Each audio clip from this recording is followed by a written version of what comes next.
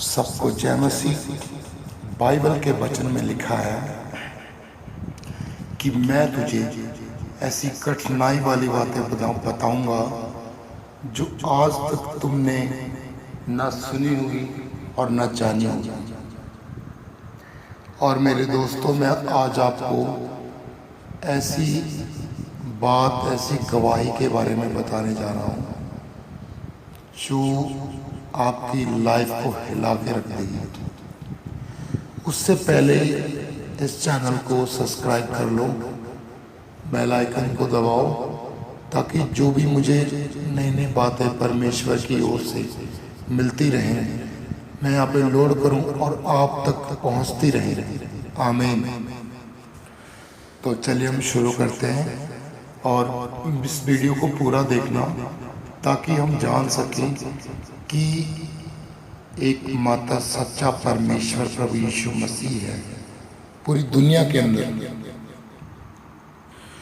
जिसमें वचन में लिखा है, यीशु ने कहा, मार्ग, सत्य, जीवन मैं हूँ। एक ऐसी गवाही मैं आपको बताने जा रहा हूँ। वो गवाही सुनने के बाद ये क्लियर हो जाएगा कि यीशु ही मात्र एक सच्चा परमेश्वर है। एक चीज़ और मैं बताना चाहूँगा, आज लोग यीशु मसीह के पास आ तो रहे हैं, लेकिन वो ये सोच के चर्च में जाते हैं कि चर्च में बीमारियां ठीक होती हैं, कि यीशु मसीह एक तांत्रिक है या कोई ऐसा कुछ सियाना व्यक्ति है कि वो ठीक करता है। लेकिन उनको ये नहीं पता कि एक सच्चा खुदा वही है। उनको इस बात का नहीं पता। इस वीडियो में आज हम क्लियर करेंगे कि यीशु ही मात्र एक सच्चा खुदा है।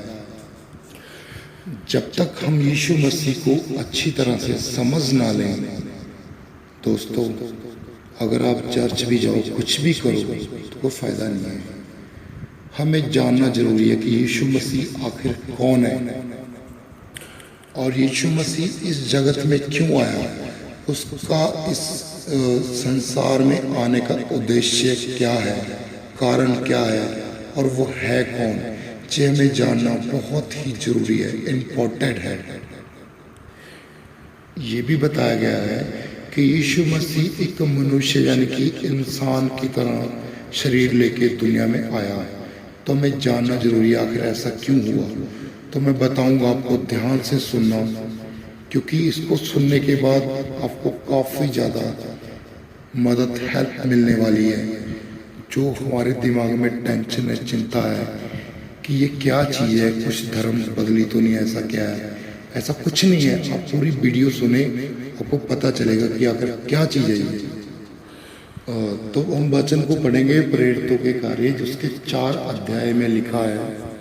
उसमें लिखा है कि आकाश के नीचे, जमीन के ऊपर ऐसा कोई नाम नहीं दिया जिसके द्वारा हम बचाए जाएं। केवल एक ही नाम दिया, यीशु मसीह, जिससे हम बचाए जाएंगे। और एक गवाही है काफ़ी सालों पहलों की। मैं नहीं जानता वो इंसान आज दुनिया में है या नहीं है, लेकिन जब भी वो इंसान आता था तो सीना ठोक के बोलता था और गवाही देता था। और वो सच्ची गवाही है, बिल्कुल सच्ची। और मैं उसी के बारे में चर्चा करूँगा। तो मैं शुरू करता हूँ गवाही को बताना। एक परिवार की बात है। एक परिवार में 2 भाई थे।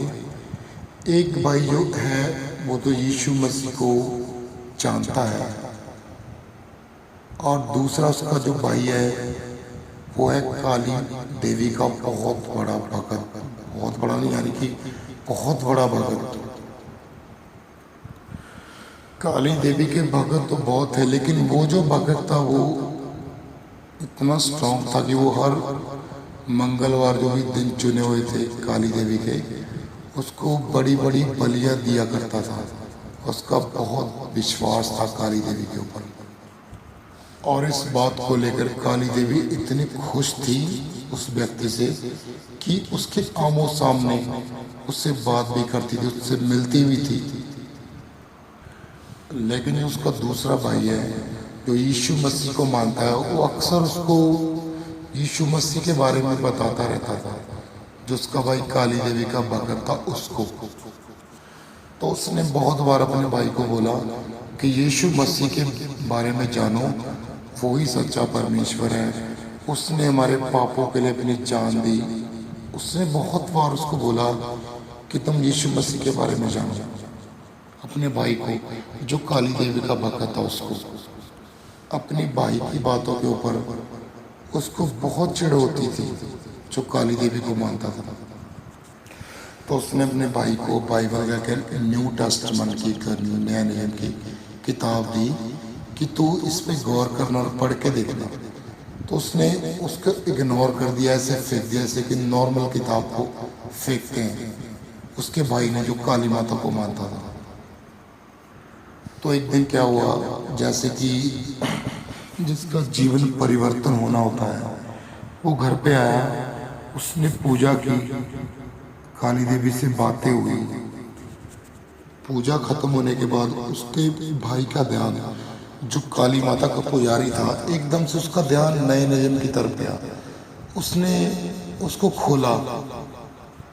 तो आपको पता है, कोई भी नया व्यक्ति हो, शुरू से नहीं पढ़ेगा, एकदम से उसने ऐसे खोल दिया। जो भी निकला उसको पढ़ना स्टार्ट कर दिया। उसके आगे क्या निकला मैं बताऊंगा। जैसे उसने बाइबल को खोला, न्यू टेस्टमेंट को, तो उसके सामने मत्ती 4 अध्याय निकला। तो उसने देखा उसको कि इसमें क्या लिखा है। उसका ध्यान 8 और 9 आयत पे गया। उसने जो पढ़ा उसमें लिखा था, फिर इब्लीस जो शैतान था, वो यीशु मसीह को बहुत ऊंचे पहाड़ पर ले गया। उसने उसको कहा कि मैं तुझे दुनिया का सब धन दौलत पैसा मतलब जो भी दुनिया की कीमती चीजें थी सब दे दूंगा, अगर तू मुझे गिरकर प्रणाम करे।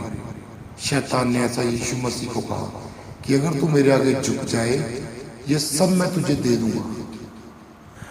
मैं फिर से बताऊंगा कि जो शैतान यीशु मसीह को बड़े पहाड़ पे ले गया, उसने उसको दुनिया का रंग बिरंगा सिस्टम दिखाया, पैसा दिखाया, ऐशो आराम दिखाया, और कहा कि यदि तू मुझे गिरकर प्रणाम करे, कि मतलब तू मेरे आगे झुक जाए, ये सब मैं तुझे दे दूंगा।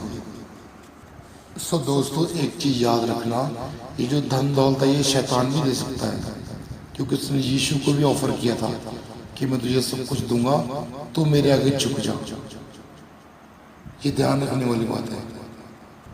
इसलिए मैं आपको साफ साफ बोलता हूँ, अगर यीशु के पास आना है तो धन दौलत पाने के लिए मत आना। यीशु के पास आना है तो उद्धार और मुक्ति पाने के लिए आना। उद्धार और मुक्ति। सो जब ये दोनों आयतें काली के पुजारी ने पढ़ी, 8 और 9, उसको समझ में नहीं आया, उसका दिमाग हिल गया कि ये क्या चीज़ है। और उसने उस किताब को, जो न्यू टेस्टमेंट था बाइबल का, उसको बंद करके साइड में रख दिया।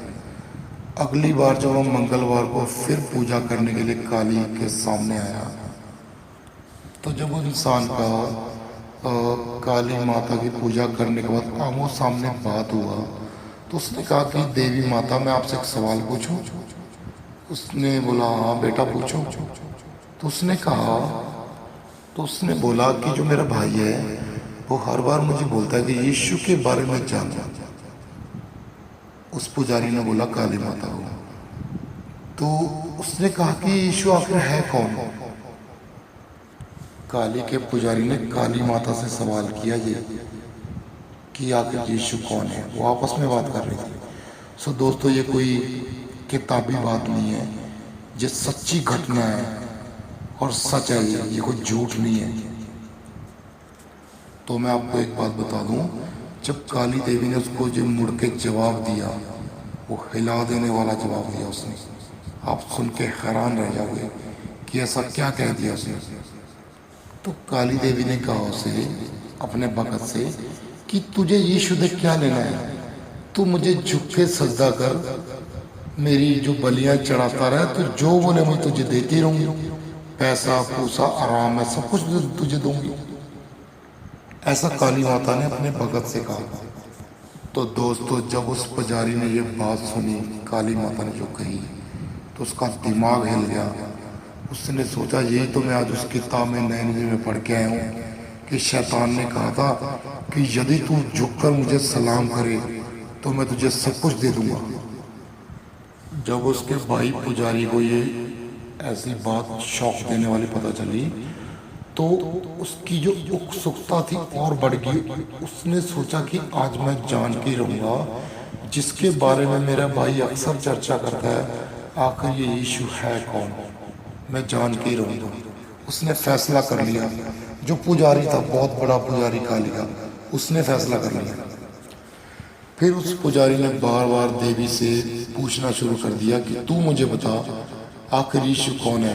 तो काली देवी ये बताने पे मजबूर हो गई कि जिस यीशु के बारे में तू बात कर रहा है वो आकाश पृथ्वी का और ब्रह्मांड का और पूरी सृष्टि का रचने वाला परमेश्वर केवल यीशु मसीह है। ये बात काली देवी ने अपने मुंह से कही, अपने भक्त से। जब काली देवी ने अपने मुंह से ऐसी बात बोल दी कि वही एक सच्चा खुदा है, उसी का नाम मुबारक है, वही महान है।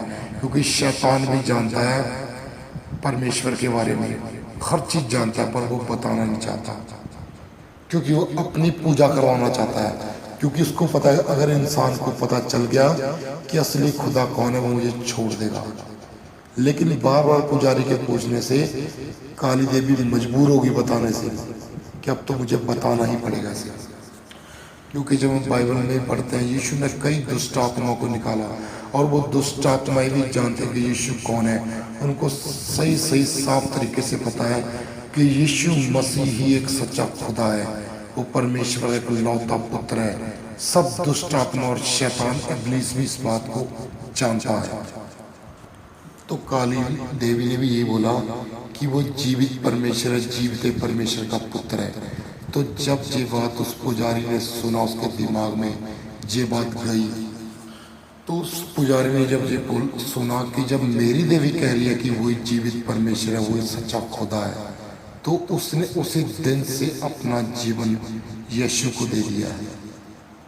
और दोस्तों ये काफ़ी पुरानी बात है, मैं नहीं जानता कि वो सेवक जो पुजारी था इस धरती पे है या नहीं है, लेकिन इतना जानता हूँ कि जब भी वो दुनिया में आता था तो सीना ठोक के बोलता था कि जीवता परमेश्वर यीशु मसीह केवल सच्चा खुदा है। सो मैं लास्ट में कहूँगा, अगर यीशु के पास आना है तो उसको तांत्रिक समझ के नहीं आना है तो उद्धार और शांति पाने के लिए आना है, नया जीवन लेने के लिए आना है और अपनी बीमारियों से मुक्त होने के लिए आना है। अगर आप यीशु को तांत्रिक समझ के आओगे ना तो कुछ नहीं होने वाला, कोई फायदा नहीं है। आना है तो ये सोच के आना कि वही मेरा परमेश्वर है, वही सच्चा खुदा है। फिर देखो यीशु मसीह अपनी लाइफ में कैसे बड़े बड़े काम करता है और आपको ऐसी खुशियाँ, ऐसे आनंद देगा जो आपने कभी सोचे भी ना थे। मैं ठोक के कहूँगा यीशु मसीह का नाम मुबारक हो, जीवित परमेश्वर की महिमा हो, जीवित परमेश्वर की महिमा हो, जीवित परमेश्वर की महिमा हो। आमीन, आमीन, आमीन।